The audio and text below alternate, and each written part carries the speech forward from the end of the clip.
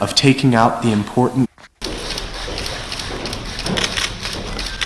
On the early morning of January 1st, 2016, I committed my crime of taking out the important political slogan from the staff-only area of the Angakdo International Hotel, aimed at harming the work ethic and the motivation of the Korean people. I understand the severity of my crime, and I have no idea what sort of penalty I may face. But I am begging to the Korean people and government for my forgiveness, and I am praying to the heavens so that I may be returned home to my family.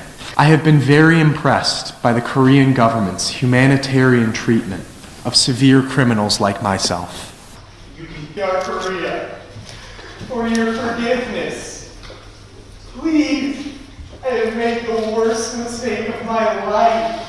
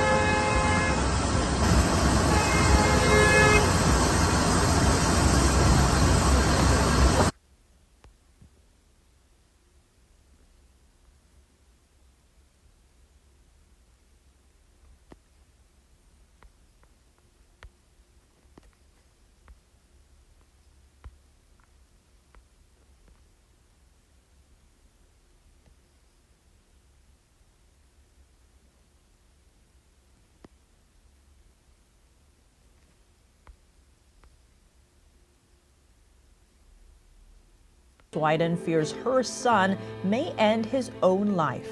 According to a CBS report, he's been wrongfully detained in a Chinese prison cell charges in 2012, but a United Nations working group concluded he wasn't even in the country at the time of the alleged offense. According to his mother, he only traveled to China to buy furniture. After speaking to her son for the first time in 6 years, Swiden's mother said the businessman is urging President Biden to act to release him immediately.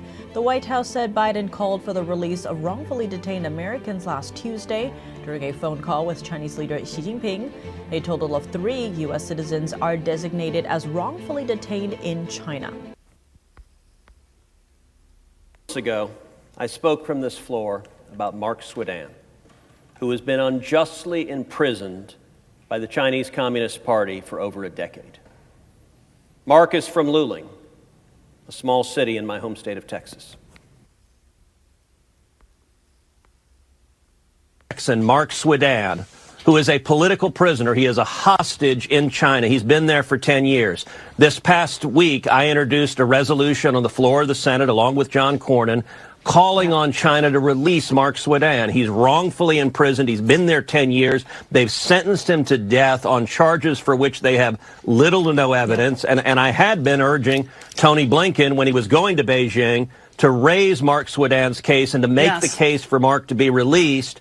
China, if they want to demonstrate that they're not bad actors, if they want to demonstrate that they can aspire to being a great nation, they should release Mark Swidan, because great nations and great powers don't hold political prisoners. And he is wrongfully detained, according to the State Department. This was raised to Xi Jinping in November, and there hasn't been a release to date. Thank you for mentioning that. Right now,